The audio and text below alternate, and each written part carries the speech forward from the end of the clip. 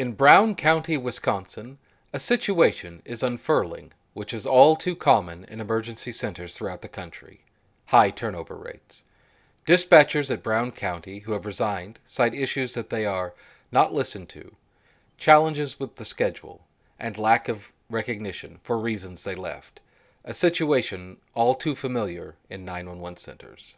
This is Lifeline.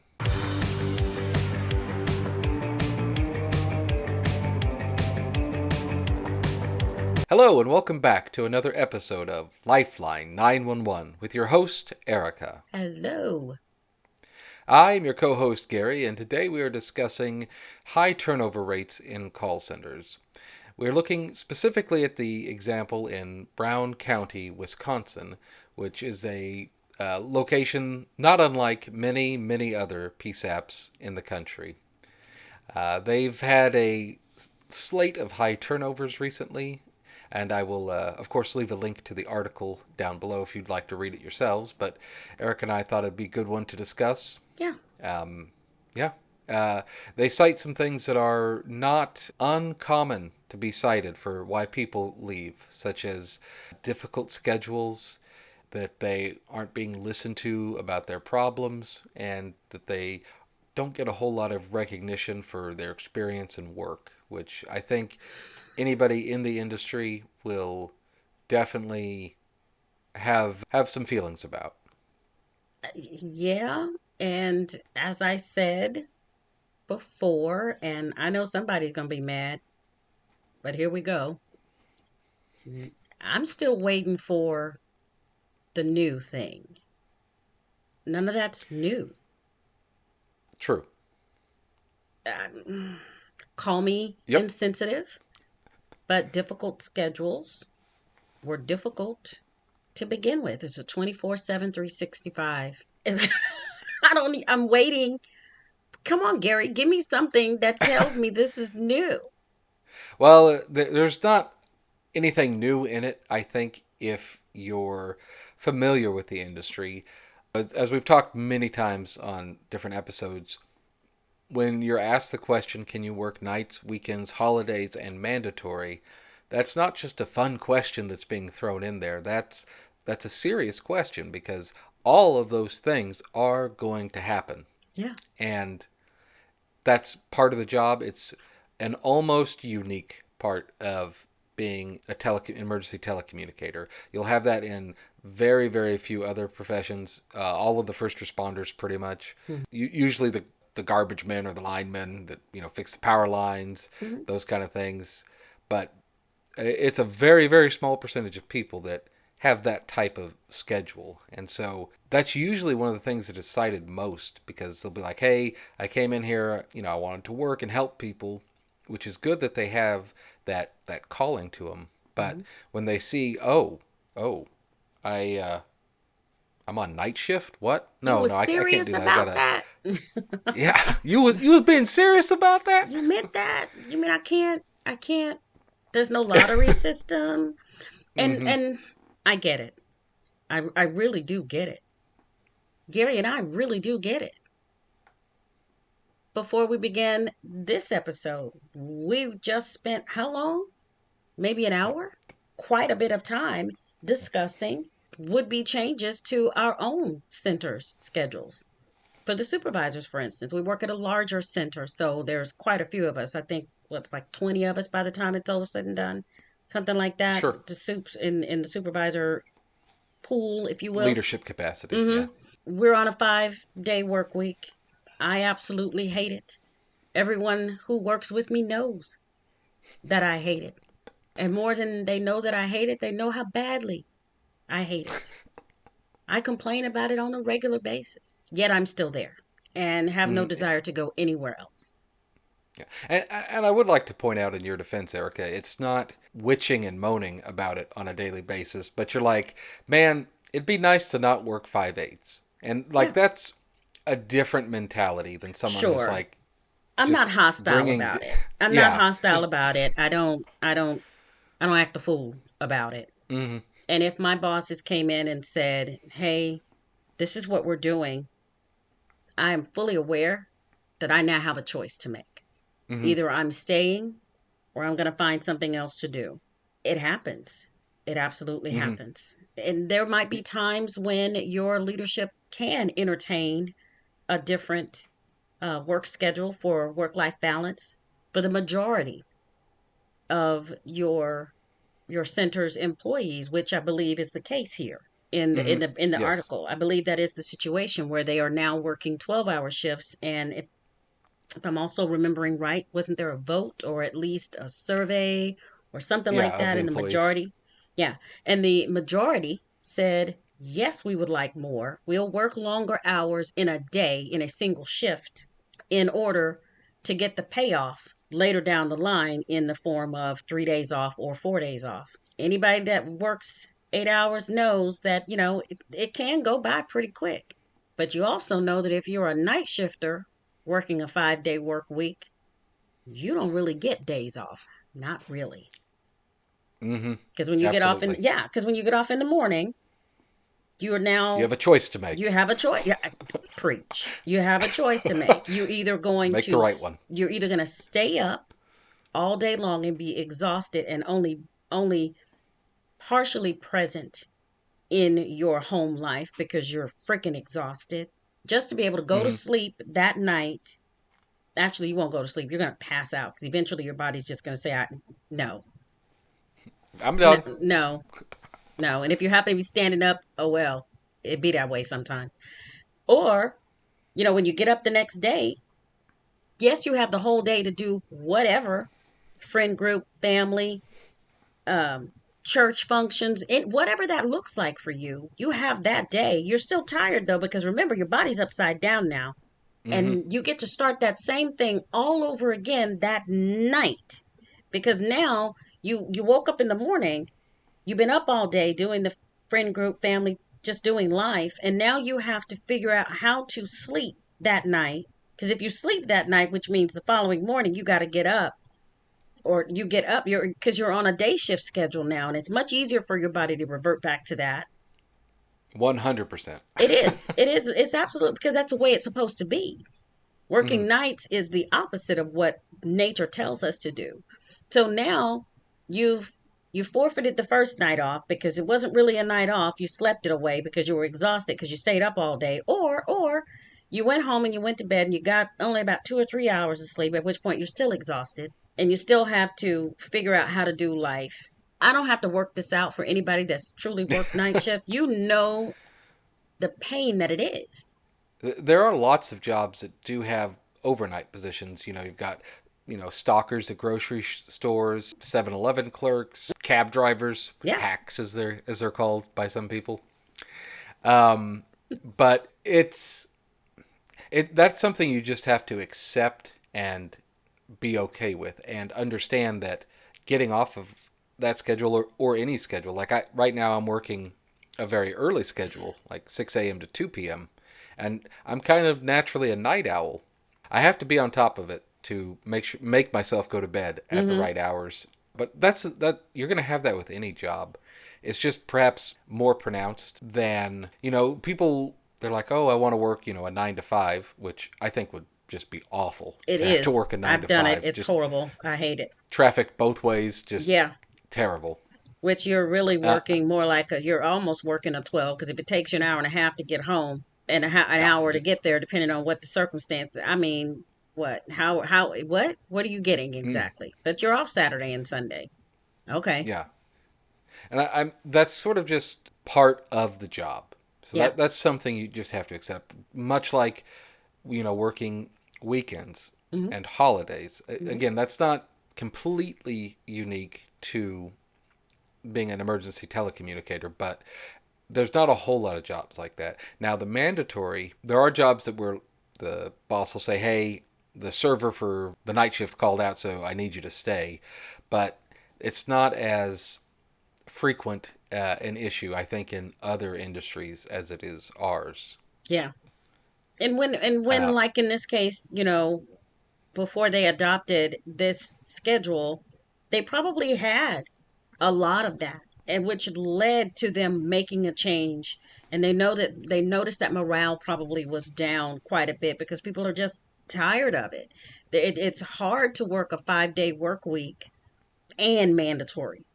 So Mm-hmm. you have to give your people an option, just like we were talking about. We're looking at for our dispatchers, we have 70 of them. We're looking at No. ways to make their work life balance better because we have a less experience, but also chronologically, they're younger and they want more time off without having to actually burn time.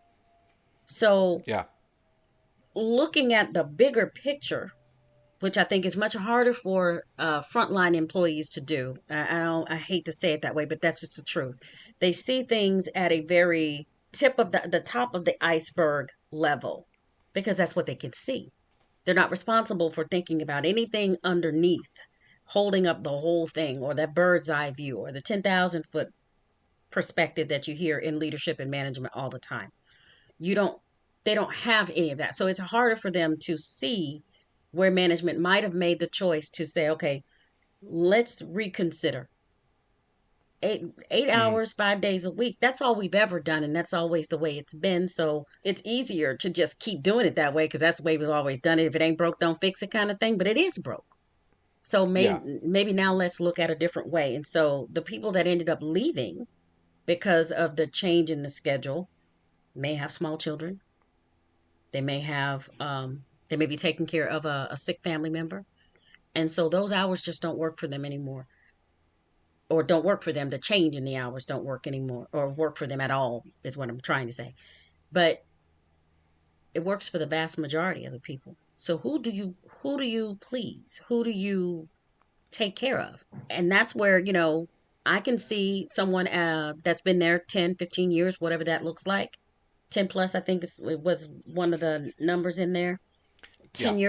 Tenured people, they feel like maybe they weren't listened to when they expressed their desire not to have the change in shift take place or the change in the hours or the model. I would imagine, I don't have any, I haven't met any of these people, Mm-mm. but I imagine that probably a good chunk of the people that left because of that change in shift left because the shift changed and not because the hours weren't conducive to them.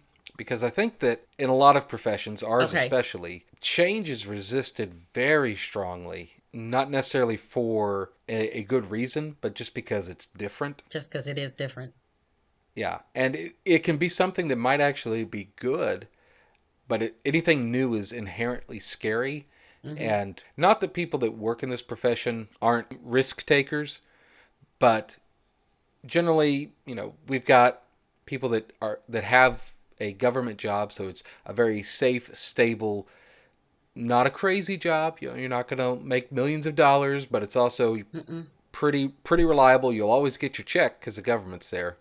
Yeah. So those changes are hard to absorb sometimes and aren't given maybe the chance they should have to try and flourish. Well, yeah, because I think we are accustomed to controlled chaos. Picking up the 911 phone and having no earthly idea what's going to be on the other side of it is what we train for. And we're accustomed to that chaos because whatever it is, I've got a title code or something close enough Hmm. to slap on it and send it off where it needs to go, right? That is the chaos we're accustomed to. That is what we know. We can pretty much guess it's either going to be a disturbance or it's going to be some craziness that has absolutely nothing to do with 911, or it might be a mental, a person experience a mental health crisis. I know what to do with that. I can't fix it, but I do know what to do with it. Now, hold on. You want me to change my whole world? You want me to change what time I get up? Okay. Depending on what time I get up, I might not have oatmeal and fruit because in my mind, oatmeal and fruit happens between 5 a.m. and 8 a.m. It just, even if I have to wait to have said oatmeal and fruit until I get to my station and I can zap it in the microwave and run back, and it's still happening between the hours of 5 a.m. and 8 a.m. If Right. you change it to where I'm working 12s, I may not get in here until 4 o'clock in the afternoon or 6 o'clock in the evening, depending on all the things. I don't know. It doesn't make sense for me to have fruit and oatmeal at 6 a.m. even though it's still happening between the hours of 5 and 8. But see, that's my evening now. Yeah, And if I right. have to eat fruit and oatmeal, I can't eat that at 5 o'clock in the afternoon between the hours of 5 and 8. It's still 5 and 8. It's just 5 p.m. and 8 p.m. You are expecting for me to adapt to a whole set of no. And that's how a lot of us think. Hmm. Even though it Yeah. might be for the greater good and the morale for the greater good overall, and it might even be better for us, but it's just not what I'm used to. So the answer is no. And how dare you Hmm. change it over my objection? Yeah. And I wonder if a lot of the people leaving may have felt that they're not going to get to have their oatmeal and their fruit. Although, me personally, I think you can eat breakfast any time of the day. I mean, I'll have, bacon and eggs at any time of the day. A Just let me know bacon, and I'll what be is there. it? Bacon, egg, and cheese I mean, breakfast taco anything. any time of the day. So, Gary, we're going to go get Amen. tacos. What do you want? I don't even have to ask anymore. It's bacon, egg, and cheese. Hmm. Yeah. And upending people's worlds is difficult, but any job you have that can also happen in it. It's just Hmm. people get, I think, very comfortable and stayed in the position they're in, the time they're working, when they have their oatmeal, and it's hard to mentally break that for an employee.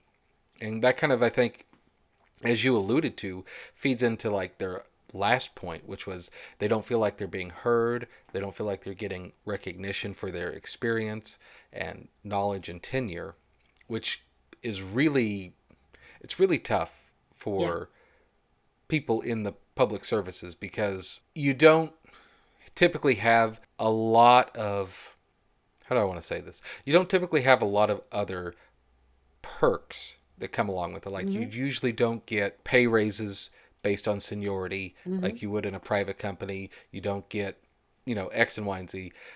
The only thing you get with the seniority is you sometimes get to pick the shift that you're on, maybe what your particular work assignment is for that day, and to lose that sometimes I think can feel like an attack on Hmm. your your work. Yeah. You're And saying your value. you're saying I've given 10 years of my life to this profession and you're not even going to listen to me when I tell you this is not what I want to do. No, I'm But not. No, I'm yeah. not. Because at the end of the day, and yes, I'm that hard nosed, hard, whatever you want to call it. I've been called worse, whatever you're thinking right now. Um, because I think sometimes we forget this is a business. We get really, really confused and we forget that this is a business. Our management, our higher ups, at the end of the day, public safety is also a business. And we have to think globally when we're making these choices. As supervisors, we're faced with choices that the masses may not like often, but I have to think big picture. I have to think about the 40 people I have on shift versus the one or two or even five for that matter. And if and again, we don't have a dog in Brown County's fight, but and we don't know these people and we don't know that this is what they're thinking, and I wouldn't presume to know what they're thinking, but it's not a stretch to say, this might have been what the management was thinking about the overall morale, because we've got to do something, because these people are working extra hours and mandatory overtime. What can we do to ease that burden, short of hiring a whole bunch of people tomorrow, which we know won't fix it because we still got to train them and they still got to get ready to work? So what can we do? Maybe instead of having 6 or 7 people on duty, if we change it to 12s, maybe we only need 3 or 4 people, and that maybe do you know what I mean? I know the numbers may not necessarily work, but I'm thinking just in general, Hmm. the school of thought that might have taken place, what they may have had that conversation, so and so. And I promise you, if your leadership work with you more than 10 minutes, they know who you are, that we're going to be disappointed and not happy with the decision. And they still have to think bigger picture. They can't think about individuals. And ultimately, as you said, the mission statement and the goal of any PSAP is to make sure that the correct help gets to the correct location as fast as possible Mm-hmm. to save lives. Mm-hmm. And if there's a better way to accomplish that, that's hopefully the direction that leadership in that organization will take. We talked a lot on the show about having a sense of pride in what you do and being called to the profession, but it's also you've got to be happy with what you have sometimes, even if it's not exactly what you want, because there's always going to be difficult times that you need to get through as an employee, as a Mm-hmm. human being, Yeah. and it's not always going to be wine and roses. You're going to have tough times where you're maybe not on the shift you want to be on. You're Mm-hmm. maybe not doing the job you want to do. But approaching things with a positive attitude and a hopeful heart is going to make you a happier person, and Yeah. the people that work with you will be happier too. Yeah. And you're not wrong in any of that, but you also remember, like you said, at our core, at the core of what we do in this profession, we are public servants. And at Hmm. the end of the day, we have a mission to serve the public safety. And sometimes that's not going to gel with our comfort zones, at which point we have decisions to make. And another unfortunate reality is we're not always recognized for doing what is required of us on a daily basis. I've had peers have other supervisors, we've sat down and we've had conversations, and I've heard one of them say, I really struggle with telling somebody, oh my God, that was the most amazing pursuit I have ever heard, because you parroted the way you were supposed to. You notated in the call the way you were supposed to. You Hmm. notified the supervisor when you were supposed to, the patrol supervisor, if it was happening without his or her. If we made sure that they were aware. You got the appropriate amount of backup. You called for air support. You called for canine. You had it, when you saw it going sideways, you said, well, okay, EMS stand by. Or, hey, supervisor, I need X, Y, and Z.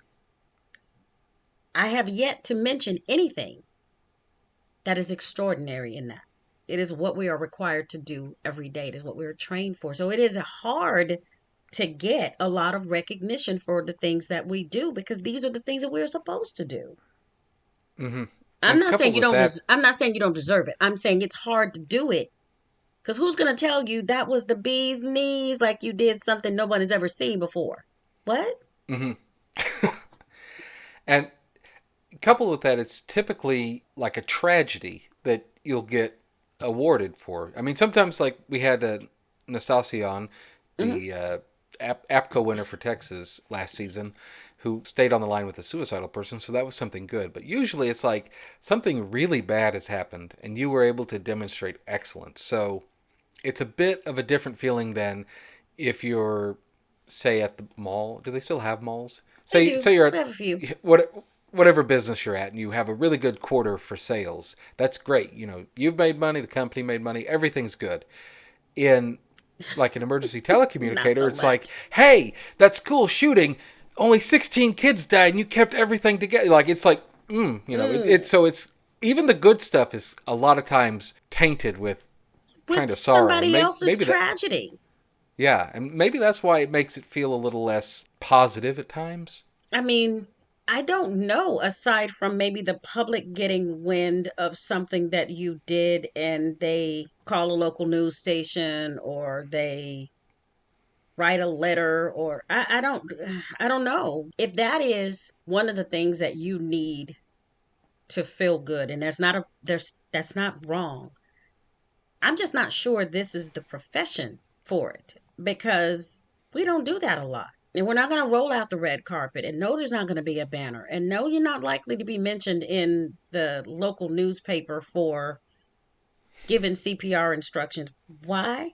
Because your partner did the same thing 5 minutes ago.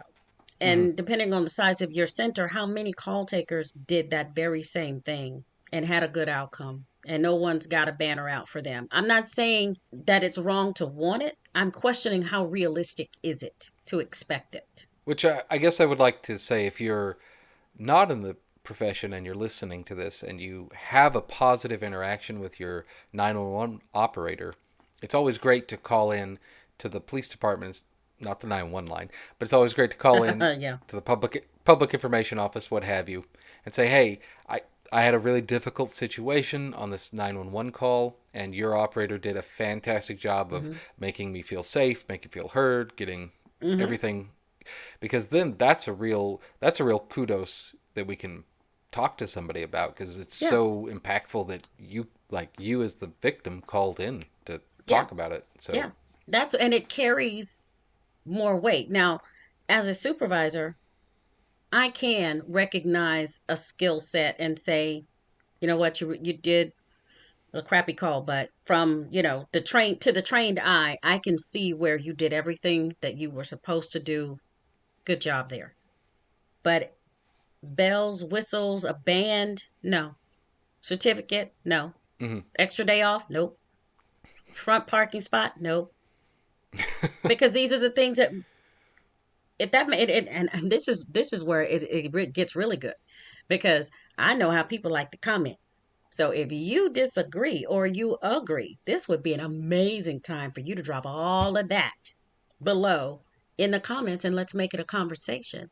Because from the supervisor's perspective in me, I'm like, show me something outstanding that I can take it to the next level. Otherwise, I'm going to look at it as the job we trained you to do. Ultimately, I guess coming down on the, the call takers and dispatchers in Brown County, Wisconsin, where like the story originated.